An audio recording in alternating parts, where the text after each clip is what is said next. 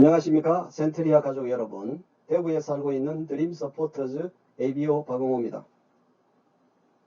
오늘은 세상에 없던 부자를 꿈꾸며 라는 제목으로 우리의 인생 롤 모델인 리치와 제이의 정신세계, 그리고 영원한 자유기업인이 되기 위해서 리치처럼 승부하는 그런 멋진 시간을 갖고자 합니다. 부제를 부자 인문학으로 붙여봤습니다. 지금 세계를 아포리아 상태라고 이야기를 합니다.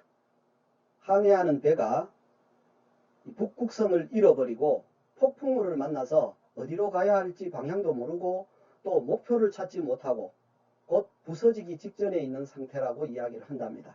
그래서 우리 인류는 이 대규모 지진과 유행병의 주기를 비슷하게 경험해 왔답니다.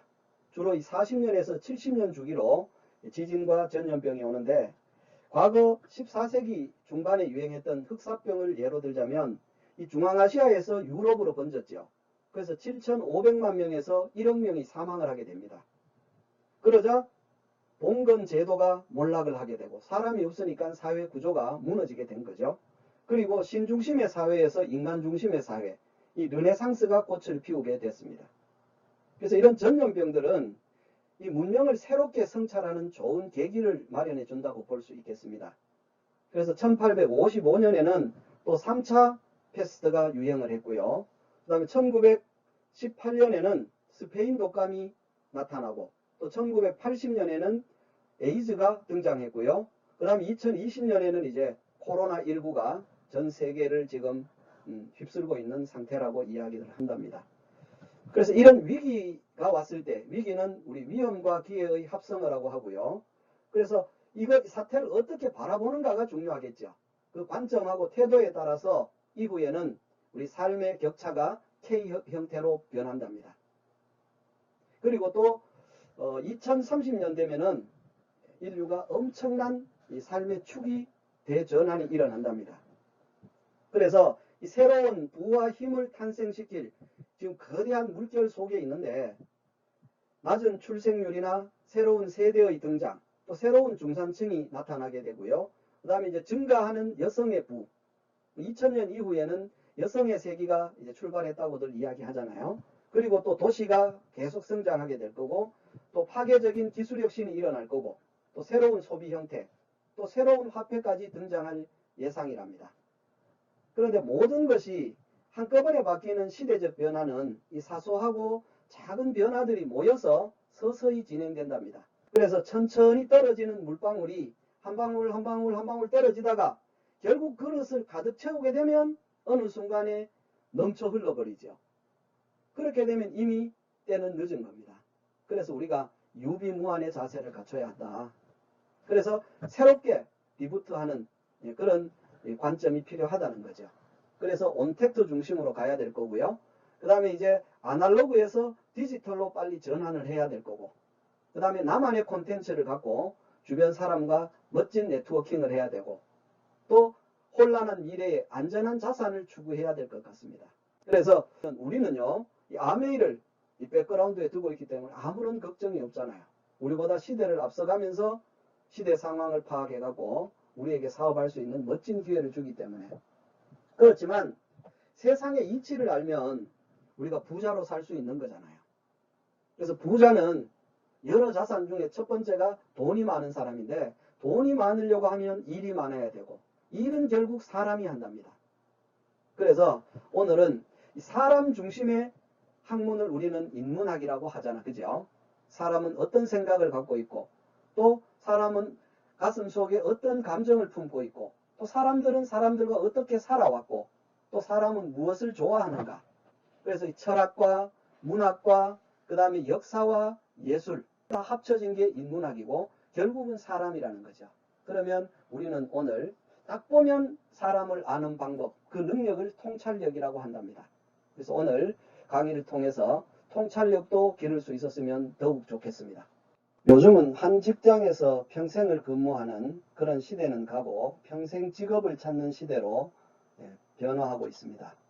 그래서 이제 부업이 등장되고 여러 가지 부업을 하는 사람을 우리는 엔잡러라고 하는데, 그들은 이 온라인 수입을 통해서 온라인 건물주가 되는 게 직장인들의 꿈이죠.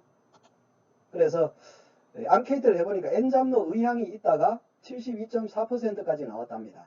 그래서 이유를 물어보니까 더 많은 수입이 필요해서, 또 제2의 인생을 준비하기 위해서, 자아 실현을 위해서, 회사에서 고용 불안을 느껴서, 저도 아메이를 선택한 이유가 이 네 가지 전부 다가 아닌가 이런 생각을 해봅니다. 제 소개를 간단히 드리자면 저도 지금 N잡러 생활을 하고 있습니다.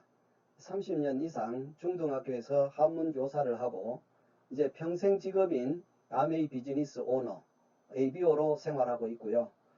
제가 한문 교육을 전공을 해서 고전 문학을 번역한다든지, 또 요즘은 지역의 향교와 서원에 풍수 강의도 가끔씩 다니곤 한답니다.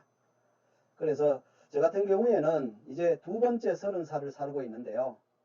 20살까지는 농업사회에서 살았고, 또 그 다음 20살까지는 산업사회에 살았고, 또 그 다음 20살은 정보화 사회에 살았고, 앞으로는 이 인공지능 사회를 살아갈 겁니다.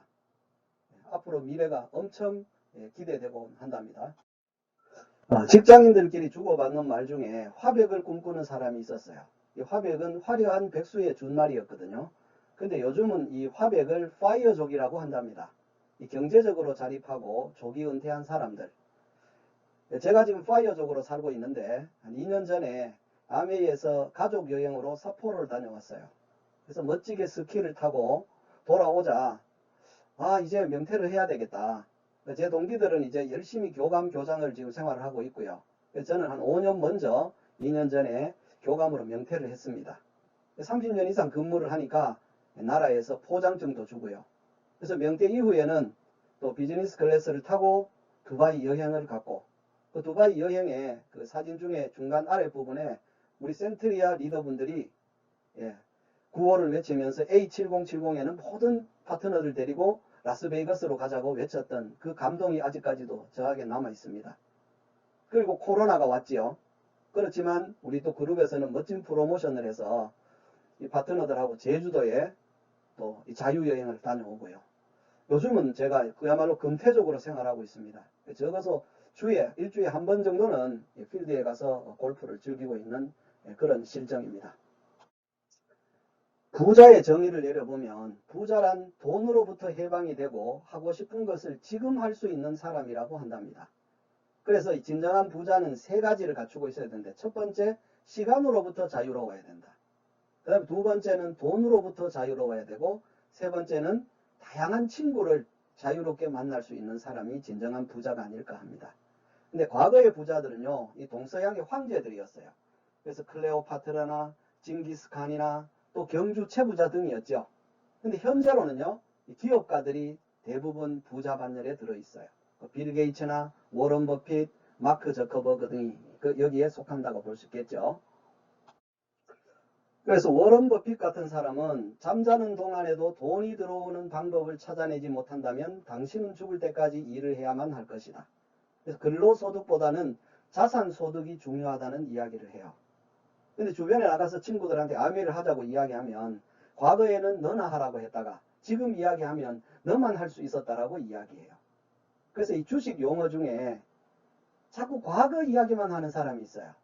그래서 살 걸, 팔 걸, 뺄 걸, 할 걸처럼 늘 껄껄껄 하면서 앵무새처럼 반복하는 사람을 우리 껄무새라고 한답니다. 우리 센트리아 리더분들은 껄무새가 되지 않고 미래를 이야기하는 그런 멋진 사람이 되었으면 합니다. 부자의 기준을 보면요, 보통 100만 장자를 우리는 부자라고 이야기하지요. 한화합 12억 정도인데 현금으로 전 세계에 4,700만 명 정도가 있고요, 한국에는 약 75만 명 정도가 있답니다. 이 기준은 이제 2019년 스위스 보고서를 참조했고요. 그래서 부자들은 일반인들보다 자기 존중 욕구와 자아 실현의 욕구가 훨씬 강한 것이 부자들의 특징이랍니다. 그래서 세계의 부자 가문을 살펴보면 이탈리아의 메디치 가문, 그리고 유대인의 로스차일드 가문, 독일의 머크 가문, 스웨덴의 발렌베리 가문, 미국의 록펠러 가문, 또 우리나라의 이 경주 최부자 가문 400년이나 지속이 되었죠. 그리고 세상에 없는 부자 가문 아메이 가문을 이야기할 수 있겠습니다. 왼쪽에 보면 각 가문마다 특유의 문장들이 있는 것을 볼 수 있을 겁니다. 부자 가문의 조건으로는요, 최소 100년이 되어야 된답니다. 그래서 대략 3대 이상의 부를 유지해야 되고, 그 다음에 부의 규모가 사회적으로 영향을 미칠 수 있을 정도가 돼야 된대요. 요즘은 이 ESG 경영이라는 말이 유행하고 있습니다. 그래서 환경의 E, 그래서 이 기업은 환경을 보호한다. 그 다음에 두 번째 S는 사회적인 책임, 세 번째 G는 투명한 지배구조를 갖고 있어야 된다는 거죠.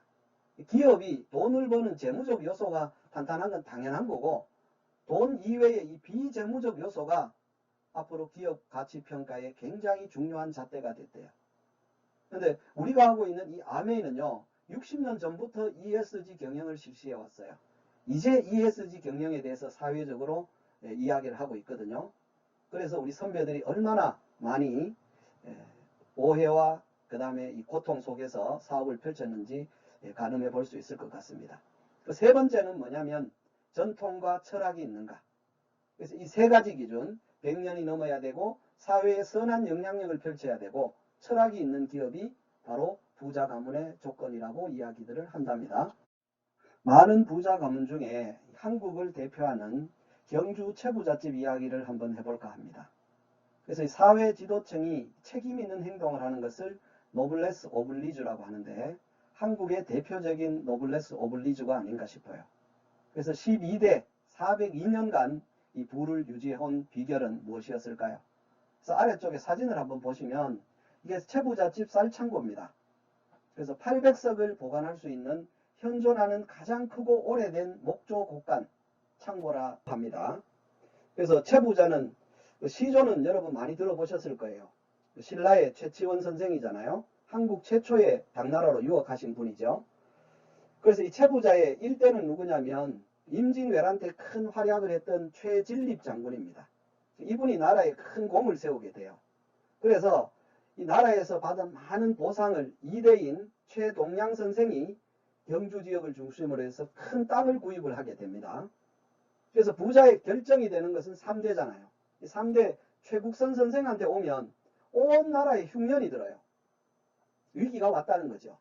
이럴 때 이 최국선 선생은 자기들이 줬던 많은 담보 문서를 모아서 불을 질러버립니다. 그리고 더 이상 갚지 않아도 된다. 다 같이 이 위기를 해결해 나가자. 그러면서 이 100석의 쌀을 가지고 죽을 끓입니다. 그래서 주변에 많은 거지들에게 죽을 나누어 주게 되죠. 그 나라가 흉년이 드니까 활빈당이 활개를 하게 되는데 이 활개를 칠 때도 활빈당들은 경주 최부잣집 근처에는 얼씬도 하지 않았답니다. 그렇게 해서 부가 계속 유지를 해옵니다. 그러다가 마지막 12대 최준 선생에 이르러서는 나라를 일본에 뺏기게 돼요. 나라가 없으면 백성도 없고 백성이 없으면 결국 부자가 없잖아요. 그래서 최국선 선생은 자기들의 돈을 갖고 독립자금을 마련해서 재산을 사용을 하게 됩니다. 그리고 광복 후에는 이 교육사업에 전 재산을 기부하게 돼요. 그래서 현재 영남대학교에 전신에 자기들이 모든 부를 기부를 하고 경주 최부자는 400여 년의 그 부의 역사를 마감하게 되었습니다. 자, 그럼 오늘 이야기의 본론인 두 창업자 제이벤 엔델과 리치 드보스가 추구한 인생은 더불어 사는 삶이었죠. 그래서 성공한 인생은 더불어 사는 삶이다. 고등학교 때 25센트를 갖고 카풀을 시작해요. 그러면서 두 청년은 수많은 사업을 시도해 봅니다. 그러다가 1959년에 아메이를 설립하고 그리고 우리 ABO들에게 회사를 차리면서 4가지 약속을 했어요. 그걸 창업 이념이라고 하는데 첫 번째가 자유입니다. 당신들이 아메이를 통해서 자유롭게 사업을 할 수 있습니다. 그 다음에 두 번째, 우리와 ABO는 한 가족입니다. 그래서 더 많은 가족을 만드시면 되고요. 세 번째는 아메이를 통해서 당신의 꿈과 목표를 이룰 수 있도록 해주겠다. 그리고 이 멋진 희망을 주변에 전하십시오. 그 다음에 네 번째는 그렇게 열심히 하신 당신에게 보상을 해드리겠다. 금전적 보너스를 비롯해서 인정에 대한 보너스까지 해주겠다고 4가지 약속을 했습니다. 그리고 두 창업자와 우리가 앞으로 사람들이 더 나은 삶을 살 수 있도록 도와주자. 그게 바로 아메이의 비전이죠. Helping people live better lives라고 할 수 있겠습니다. 이 첫 번째 가치가 이 자유기업가 정신입니다. 1959년에 이 미소 냉전 속에서 창업을 하게 됐죠. 그래서 이 자유기업가들이 모여서 동업을 했다는 거예요. 이게 바로 자본주의의 꽃이 바로 아메이라는 겁니다. 그래서 시장경제 체제 하에서 최고의 사업 기회가 바로 아메이다. 그래서 아메이의 확장이 바로 자유기업의 확장이다. 이렇게 볼 수 있겠습니다. 그래서 아메이는 선진국부터 서서히 후진국으로 확장돼 가고 있어요. 그래서 더불어 사는 자본주의가 서서히 확장돼 가고 있다고 보시면 되겠고요. 각자의 자리에서 새로운 시작을 할 수 있는 사업이다. 그래서 바깥에 나가서 무슨 일 하세요 할 때 아메이 해요가 아니고 나는 아메이를 창업했어요. 카탈로그가 바로 초이스가 2,000원짜리 창업이 시작되는 거 아니겠습니까? 그래서 리치와 제이는 우리의 동업자라는 사실을 늘 명심하는 자세가 필요할 것 같고요. 윤리 강령만 잘 지키면 모든 것은 자유롭게 무한대로 증폭시킬 수 있습니다. 그 다음 두 번째 가치는 개인 가치 존중인데요. 아메이는 모든 사람의 잠재력과 가치를 존중한답니다. 그래서 이 다양한 사람과 그 사람 존재 자체를 인정하는 거죠. 그래서 자유와 평등의 근간에서 자유와 평등이 바로 뭐냐면 미국 헌법의 기초가 되잖아요. 그래서 그 아메리칸 웨이 이거를 줄여서 이제 회사 이름을 아메이를 한 것 아니겠습니까? 그래서 이 평등한 비즈니스 기회를 제공합니다. 그래서 아메이는 이 기득권의 불평등을 인정해 주지 않지요. 그 누가 아메이 사업을 하고자 해도 맨 처음부터 평등한 조건으로 시작해야 된다는 겁니다. 그리고 24시간 내에 꿈과 목표를 이루기 위해서 노력하는 모든 개인 사업자들을 응원하고 있습니다. 누구나 성공할 수 있고 또 누구나 미래의 다이아몬드가 될 수 있다는 거죠. 그래서 미래 자산으로는 최고의 비즈니스가 아닌가.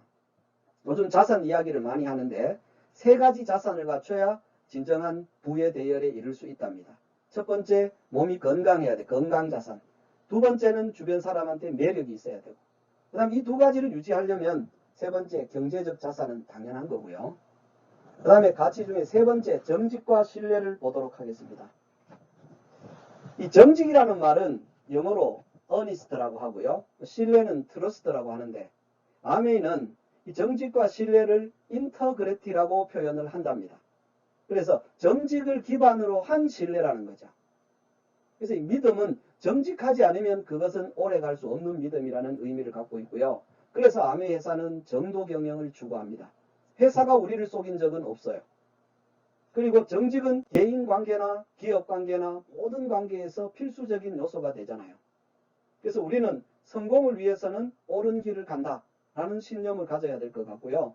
사람들은 우리 ABO를 통해서 아메이를 평가하잖아요. 우리가 얼마나 정직하고 그들에게 신뢰를 보이는가에 따라서 내 사업은 확장성의 차이가 있을 것 같고요. 그 다음에 우리 모두는 결국은 아메이의 앰버서더입니다. 홍보대사다. 그런 마음과 자세를 가지면 사업이 더욱더 재밌지 않을까 싶고요. 그 다음 네 번째 가치는 파트너십입니다. 그래서 아메이 회사의 시작이 리치와 제이, 동업, 파트너로 출발했잖아요. 그래서 아메이 회사는 이 창업자 가족, 운영진과 그 다음에 임직원 있잖아요. 실질 업무를 보는 회사원들. 그 다음에 세 번째는 이 ABO, 우리 같은 사업자가 이 삼위일체 공동 운명체라고 볼 수 있겠죠. 그래서 이 스스로의 자신감과 상대방에 대한 신뢰가 바탕이 돼야 된다. 그리고 아메이는 사람과 사람이 서로 존중을 해야 되는 사업입니다. 그래서 늘 타인을 위해서 베풀어라. 비전에도 나와 있잖아. 그죠? 그리고 우리는 다 파트너이기 때문에 모두 함께 간다는 거죠. 이 치열한 자본주의 사회에서 이 무한 경쟁 사회에서 아메이는 최고의 백그라운드가 된다고 저는 자부합니다. 그리고 다섯 번째 가치로 넘어갈게요. 다섯 번째 가치는 책임감인데 이 각자의 노력으로 팀과 회사의 목표를 함께 이루어내는 사업입니다.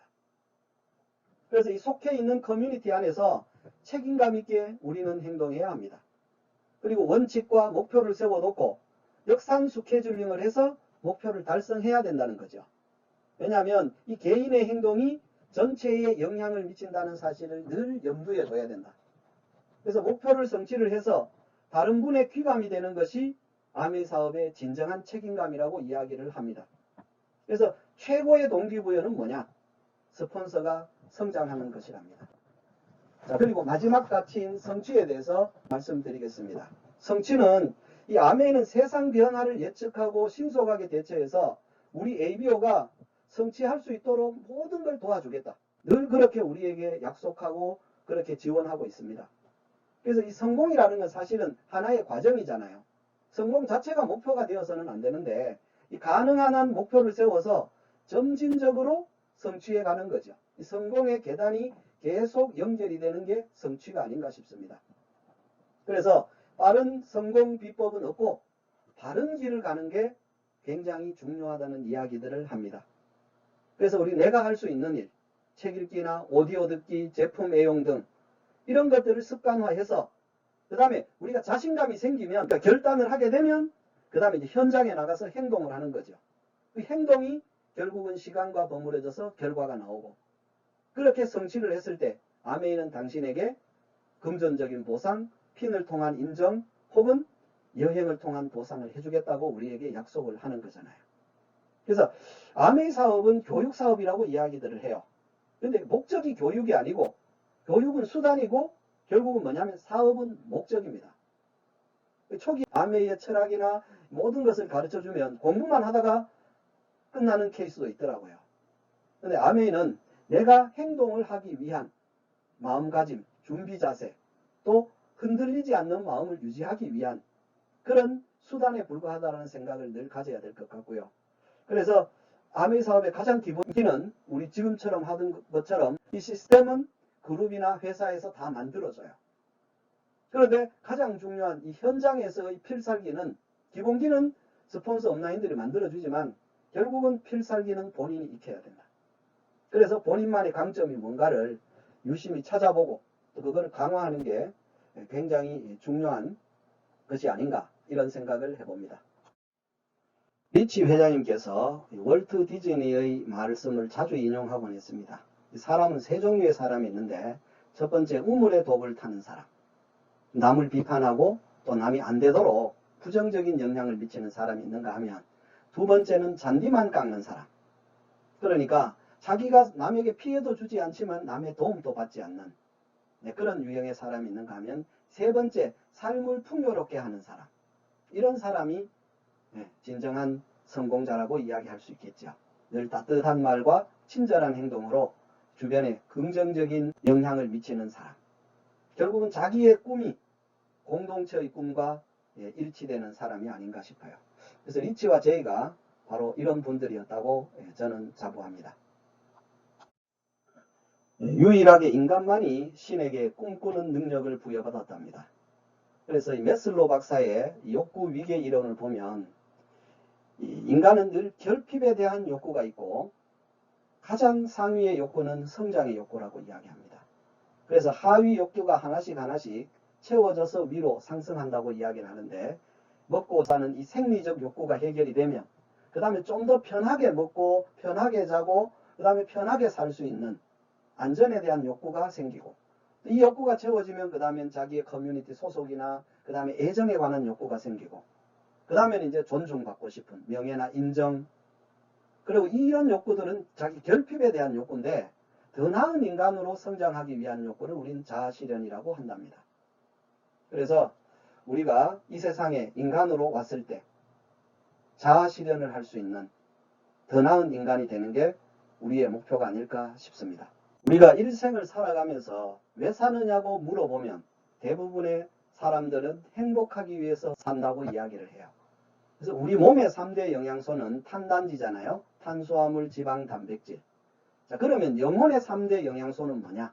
자유와 유능과 관계랍니다. 그래서 인간은 늘 자유를 꿈꾸고 또 어제보다는 나은 내가 되려고 노력하고 학습하고 또 그리고 사람은 사람과 더불어 사는 이 소통을 했을 때 사람은 가장 행복감을 느낀답니다.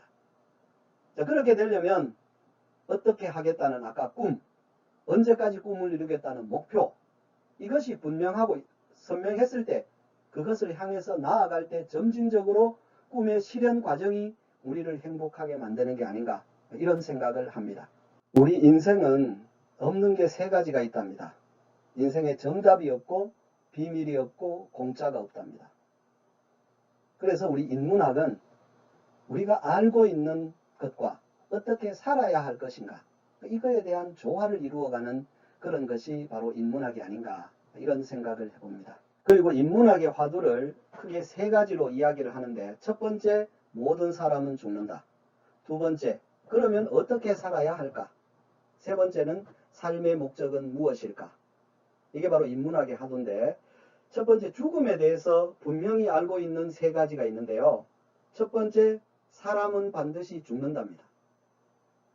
두 번째는 나 혼자 죽는다는 거죠. 그리고 세 번째는 아무것도 가지고 갈 수 없답니다. 그리고 죽음에 대해서 우리가 모르는 것 세 가지가 있는데, 첫 번째, 언제 죽을지 모르고, 두 번째는 어디서 죽을지 모르고, 세 번째는 어떻게 죽을지 모른대요. 그래서 항상 준비하고 있어야 된다는 이야기입니다. 그래서 우리의 일생은 B에서 D로 가는 여행이라고 이야기하잖아요. 해피 버스데이. 태어난 탄생 과정은 대부분 비슷하답니다. 그런데 이 데스, 죽는 방법은 다 다르대요.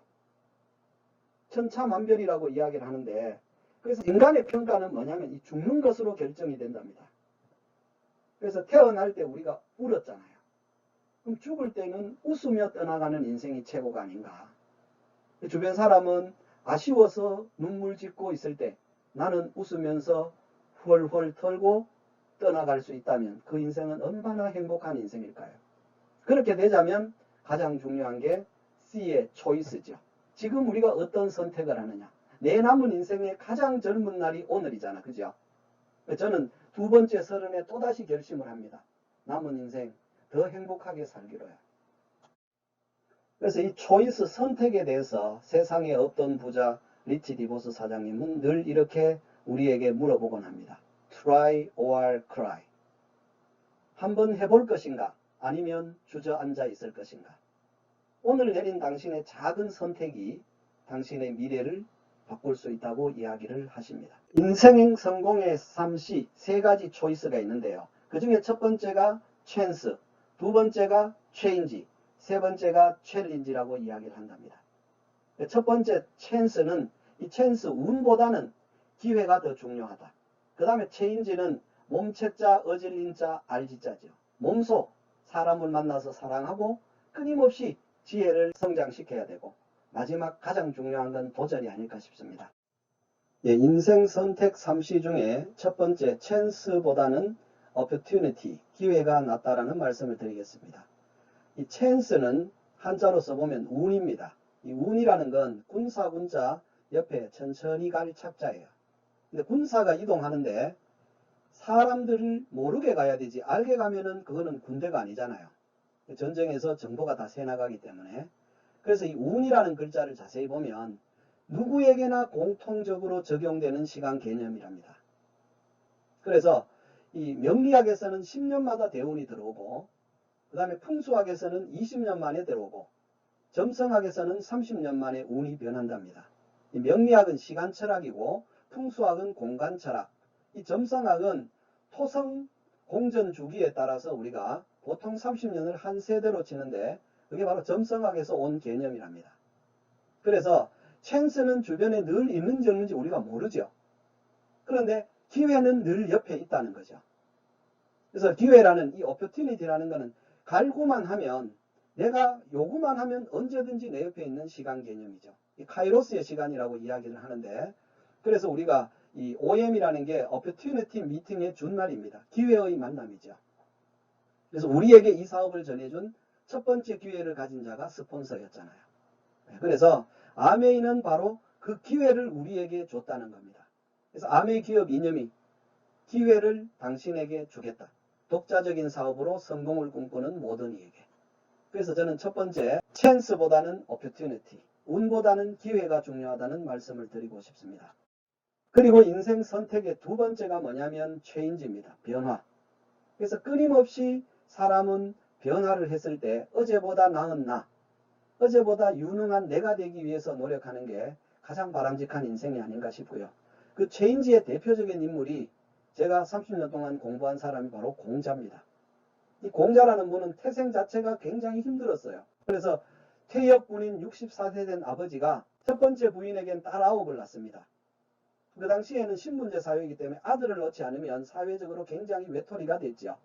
그래서 두 번째 장가를 가갖고는 또 장애를 가진 아들을 낳게 돼요. 그래서 자기 친구를 찾아가서 자기 신세 한탄을 하게 됩니다. 그럴 때 그 친구의 막내딸, 세 번째 딸 안징제가 공자 아버지를 보고 한눈에 반하게 돼요.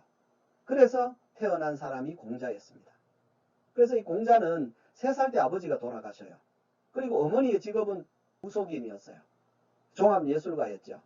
그래서 공자는 어렸을 때 끊임없이 제사상을 차리고 제사를 지내고 뭐 이런 환경 속에 있어요. 그래서 공자는 예를 잘 따지지 않았는가 이런 생각을 해봅니다. 그래서 이 태생적 한계를 극복하고 인류의 4대 성인으로 발전하기까지는 첫 번째, 유능하려고 노력했다는 거죠. 그래서 새로운 것을 배우고 그것을 또 현장에서 끊임없이 연습을 했고 그렇게 하면서 인생에서 자기는 늘 기뻤다. 하기 실습지면 부력여로라고 했고요. 그 다음에 두 번째는 이 자기와 같이 생각을 갖고 있는 동지들이 찾아오면 늘 즐거웠답니다. 이 소통에 대한 즐거움이라고 이야기할 수 있고요. 그 다음에 세 번째는 유능하기 위해서 또 동지를 만들기 위해서 네트워킹하기 위해서 끊임없이 노력했지만 이 주변 사람들은 그 진심을 몰라줬어요. 그렇지만 공자는 거기에 대해서 서운한 마음을 갖지 않았답니다. 그래서 공자가 제자들한테 했던 이야기가 바로 이 세 가지죠. 그렇게 된다면 진정한 군자, 리더가 아닐까. 그래서 우리는 늘 어제보다 더 유능해지려고 노력해야 되고 그리고 또 많은 사람들하고 이 좋은 정보를 나눠야 되고 또 끊임없이 나의 미래를 향해서 자유를 향해서 현실은 어렵지만 참고 견뎌야 되지 않을까 이런 생각을 해봅니다. 그래서 공자 사상의 핵심을 한자로 이야기하면 인이랍니다. 그래서 사랑과 자비와 함께 같은 개념으로 쓰이는 말인데 공자는 늘 이런 말씀을 했어요. 군자는 자기에게서 찾고 소인은 남에게서 찾는다. 우리가 뜻하는 대로 일이 잘 풀리면 얼마나 좋겠습니까? 그런데 일이 뜻대로 안 되었을 때 이제 그 사람의 가치가 평가가 되는데요. 그래서 이 군자, 리더는 모든 일의 원인을 자기에게서 찾아서 반성을 한답니다. 그런데 이 소인들, 이 팔로워들은 모든 일을 남에게 원인을 찾는데요. 그러니까 답도 남에게 있잖아요. 그래서 자기 주도적인 삶을 살지를 못한다는 겁니다. 그래서 우리 삶에 대한 해답을 찾는 방법은 다양하지만 그 인생에서 가장 중요한 대상이 누구냐면 자기 자신이죠. 이 자기 자신에 대한 연구를 하는 게 결국 인문학의 핵심 주제가 아닌가 이런 생각을 해봅니다. 이 공자라는 사람은 중국이 가장 혼란했을 때가 춘추 전국 시대인데요. 중국에서 인간이 세상을 살아가면서 모든 솔루션이 나타난 90%가 춘추 전국 시대에 나타났답니다. 춘추 전국 시대는 그만큼 혼란했지만 새로운 솔루션을 찾기 위해서 굉장히 사회적으로 노력했고 사상적으로도 자유로웠던 시기죠. 그래서 공자가 위대한 이유는 세계 최초의 지식인입니다. 2500년 전에 사립학교를 설립했잖아요. 아카데미를. 그래서 자기가 총장이 되고 그 다음에 자기 10대 제자들이 학장이 되고 또 그 학장에서 배운 72명이 교수가 되고 또 그 교수를 배우러 오는 사람들이 3000명의 제자가 됐다는 거죠. 그래서 이 공자로부터 비롯돼 갖고 맹자 때가 오면 이 맹자는 공자 손자의 제자예요. 그러니까 F4가 되는 거죠. 그래서 맹자의 시대가 되면 전국 시대고 중국은 더욱더 혼란에 빠져요. 그래서 맹자는 공자의 이 사랑을 어떻게 하면 사회로 펼칠 수 있는가? 이 사랑을 펼치는 방법, 이 정의를 의라고 하는데 공자의 인이라는 사상을 계승해서 맹자는 의라는 사상을 확립을 해요. 그리고 중국 천하를 돌면서 이것을 전파하기 위해서 노력합니다. 그래서 끊임없이 도전을 하는 거죠. 그야말로 선한 영향력을 끼치기 위해서. 그런데 실제로 생각보다 사상이 쉽게 전파가 되지 않았죠. 그래서 맹자가 이런 말씀을 하셨습니다. 제가 가장 좋아하는 맹자의 문구인데 하늘이 장차 이 사람에게 큰 일을 맡기려고 할 때는 반드시 먼저 그 사람의 뜻을 괴롭히고 또 뼈마디가 꺾어지는 고난을 당하게 하며 그 몸을 굶주리게 하고 그 생활은 빈궁에 빠뜨려서 하는 일마다 어지럽게 만든답니다. 시험에 들지 않았으면 좋겠지만 반드시 시험에 들게 된다는 거죠. 그래서 그 사람을 단련시켜서 지금까지도 할 수 없었던 일을 할 수 있게 만드는, 큰 리더가 되려면 큰 아픔을 이겨내야 된다는 거죠. 성장에는 반드시 우리 성장통이 따른다고 이야기하잖아요. 그래서 아까 말씀드린 인생의 초이스, 세 가지 선택 중에 첫 번째, 운보다는 기회를 잡아야 되고, 두 번째는 끊임없이 체인지해야 돼요. 몸으로 현장에 나가서 사람을 만나서 사랑하고, 그 다음에 끊임없이 지혜로운 리더가 되려고 노력하고, 또 그것을 계속 반복해가는 챌린지, 도전이 결국은 인문학의 핵심이 아닌가 싶습니다. 그래서 인문이라는 말은 사람 인자하고 문이 문자예요. 그래서 사람이 그리는 무늬를 인문이라고 한답니다. 그래서 보통 자기 주도적인 삶을 사는 사람들은 대답하는 인재가 아니고 질문하는 인재예요. 그리고 집단의 틀 속에 가만히 있지 않고, 우리 속에 있지 않고 나로 다시 돌아 나와야 된답니다. 그래서 자기 주체성을 표현하는 사람이 리더가 될 거고요. 그래서 이 리더는 항상 경계에 있어요. 그래서 늘 경계에 있을 때는 불안하고 모호하지만 이 상황을 잘 견디고 받아들여야 되죠. 그리고는 창의력이라는 것은 방향을 앞서서 생각하는 일이죠. 그리고 상상력은 어디로 갈 것인가를 꿈꿔보는 거고. 그래서 끊임없이 리더는 창의력과 상상력을 바탕으로 해서 사람을 딱 보면 아는 능력, 통찰력을 키워야 한답니다.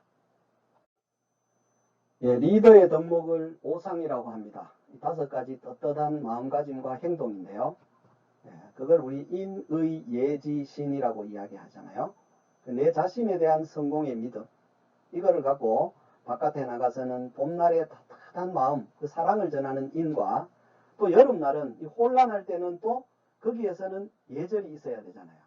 그래서 남에게 예를 잘 베푸는 것, 그리고 가을처럼 늘 주변에 풍성함을 나누어주고, 또 겨울같이 일이 잘 풀리지 않을 때는 끊임없이 지혜를 갈고 닦는 그런 리더의 덕목이 오상이라고 생각이 됩니다. 보통 우리 철부지라는 말을 많이 쓰잖아요. 이 철부지는 철없는 사람을 철부지라고 이야기하는데, 이 철에 맞게, 그러면 누구나 인생에도 사계가 있어요. 인이 예지가 있고, 그 다음에 지금 현재 본인 사업 상황도 인이 예지가 있죠. 그럼 나의 계절은 지금쯤은 어디에 속하는가? 거기에 맞는 가장 필요한 덕목은 뭘까? 내가 사업을 처음에 시작하는 봄과 같으면 늘 주변을 사랑한다는 생각을 가져야 되고, 또 사업이 풍성하게 잘 되고 할 때는 뭐냐면 본인이 더욱더 예절을 갖춰야 되고, 그 다음에 남보다는 큰 성장을 했다면 그 성장한 걸 주변에 나누는 의로운 사람이 되어야 되고, 또 잠시 슬럼프에 빠져 있다는 것, 이 겨울철이 됐다면 끊임없이 지혜를 갈고 닦아야 되지 않을까. 그래서 그 중심에는 결국은 뭐냐면 이 아메 회사에 대한 믿음, 내 성공에 대한 믿음이 바탕이 됐을 때 진정한 리더가 아닌가 생각을 하고요. 지금 세상이 엄청나게 변하고 있습니다. 그래서 우리는 이제 미래를 위한 공부를 해야 됩니다. 그래서 인문학이 뭐냐면 잠깐 멈춰서서 과거를 돌아보는 학문이죠. 사람의 생각, 그걸 철학이라고 하고, 사람들의 감정을 문학이라고 하고, 감정을 글로 쓴 게 문학이죠. 그 다음에 사람들이 늘 좋아하고 즐기는 걸 예술이라고 해요. 그러니까 문학, 철학, 예술이 옛날부터 지금까지 쭉 이어오는 걸 우리는 역사라고 합니다. 그래서 인문학에서는 문사철 예를 4가지 학문으로 가를 수 있는데, 이 공통의 핵심은 바로 뭐냐면 사람이라는 거죠. 그래서 사람에 대한 연구가 결국은 이 기본 바탕으로 이루어졌을 때 사람들이 하는 일이 늘어날 거고, 또 일이 늘어나면 자연스럽게 우리는 부자가 되지 않을까 싶고요. 그래서 과거에는 이 책을 통해서 공부를 했습니다. 왜냐하면 어떤 사건이 하나 발생하면 그 사건이 발생하고 난 뒤에는 그 다음에 이론이 나오죠. 해결책. 그 사건 2가 나오면 또 이론 2가 나오고, 이런 이론들을 모아서 변함없이 적용할 수 있는 방법을 우리는 고전이라고 하거든요. 그래서 인문학은 달리 말하면 서양이나 동양이나 고전을 배워야 된다는 거죠. 과거에는 책을 통해서 배웠는데 지금은 우리가 영상이나 이미지를 통해서 공부하고 있어요. 지금 우리가 이 커뮤니케이션도 이 온라인을 통해서 지금 하고 있잖아요. 영상으로. 그죠? 그런데 미래 세대에는 무엇을 갖고 하느냐면 게임을 갖고 한답니다. 아주 즐겁게. 그래서 지금은 우리가 뭔가를 계산하지 말고 무조건 많은 도전을 해야 될 시기가 아닌가. 그래서 리더는 시대를 앞질러 가서 기다리고 있어야 된다고 생각합니다. 사람들은 이 주변인들에게 많은 영향을 받는다고 합니다. 그래서 큰 사람이 있으면 자기가 커지고 싶고, 그다음 운동선수를 만나면 같이 운동하고 싶고, 술 좋아하는 사람 만나면 술 친구 되는 거고요. 또 늘 걱정 근심 있는 사람 옆에 가면 자기도 우울해져요. 그래서 리더는 꿈과 목표를 설정해 놓고 늘 도전한다면 우리 주변에는 도전하는 사람들이 모이게 되겠죠. 그리고 그들을 위해서 우리는 기다리 아저씨가 돼갖고 그들을 서포터하고 응원할 수 있다면 얼마나 좋겠습니까? 수양을 하게 되고 우주의 중심은 나고 가장 중요한 건 나기 때문에, 그래서 나를 수양하면 그 다음에 나를 포함한 이 가정이 행복해지는 제가가 될 거고, 또 그리고 이 가정이 사회 구성의 최초 단위가 바로 가정이니까 이 가정이 모이면 나라가 되잖아요. 지금 한국 같으면 세계에서 12 부자 나라가 됐다고 일전에 이제 통보가 됐죠. 그러면 우리가 아메를 통해서 사실은 유교가 2500년 전에 공자로 시작했지만 한국에 거의 500년 이상 영향을 미친 건 중국이 아니고 한국이었어요. 아메이도 미국에서 시작했지만 지금 가장 잘 되고 있는 나라가 한국입니다. 그래서 한국인의 이 열정과 에너지를 온 천하에 펼칠 수 있는, 세상을 평화롭게 하는 평천하를 할 수 있는 이 도구가 바로 아메이가 아닌가 싶고요. 그래서 우리는 이 주변에 선한 영향력을 미쳐야 된다. 그래서 공자라는 분이 가죽끈이 3번 떨어질 때까지 읽은 책이 주역인데, 이 주역이라는 책에 보면 이 말이 나와요. 가장 유명한 명구인데 적선지가 필유여경이랍니다. 주변에 우리가 선을 많이 베풀면 본인뿐이 아니고 나중에 후세에게도 좋은 영향이 미친다는 거죠. 그리고 이 책은담이라는 책에 보면 하늘이 한 사람의 큰 부자를 낼 때는 그 사람이 혼자 잘 먹고 잘 살아라는 게 아니고 여러 사람의 곤궁을 구제하기 위해서랍니다. 그래서 우리가 일생을 진짜 끝까지 최선을 다해서 잘 산 사람 중에 인도의 지성인 마하트마 간디는요, 내일 죽을 것처럼 살고 영원히 살 것처럼 배우라고 했어요. 우리 일생이 옛날에는 80년인데 지금 100년, 120년, 지금 태어나는 애들은 잘하면 200살까지도 살 수 있답니다. 그래서 이 나이에 내가 뭘 하리? 이게 아니고 내 남은 인생의 오늘이 가장 젊은 날이잖아요. 그래서 최선을 다해서 꿈과 목표에 도전한다면 인문학에서 최종 과정, 웃으면서 떠나지 않을까, 이런 생각을 해봅니다. 우리 인생은 소풍이라고들 이야기합니다. 이태백은 인생은 시간이라는 나그네를 따라 우주라는 여간에 잠시 머물다가 떠난다고 이야기했어요. 그래서 산미를 추구해야 되지 않을까 싶습니다. 늘 재미와 풍미와 의미가 있는 인생, 늘 신나고 또 여유롭고 가치가 있는, 덱스터 예거가 이런 말씀을 하셨죠. 진정한 성공은 가치 있는 꿈의 점진적 실현이다. 그래서 우리가 산미를 누릴 수 있는 멋진 삶을 위해서 고드림 했으면 좋겠습니다. 센트리아 가족 여러분, 우리 센트리아 그룹에서는 장기 목표로 앞으로 2030 A70을 위해서도 준비가 되어 있고요. 그 다음에 A65를 위해서는 이 중기 크루즈 목표를 설정해 놨어요. 그리고 2020에는 이 단기 목표까지 완벽하게 그룹의 목표를 설정해 뒀습니다. 여러분이 우리 그룹과 한국 아메이와 함께 주파수만 통일을 한다면 우리는 엄청난 성장으로 거듭날 것이라고 생각이 됩니다. 저도 제 꿈을 향해서, 또 우리 센트리아 가족 여러분들도 본인의 꿈을 향해서 고드림 할 수 있었으면 좋겠습니다.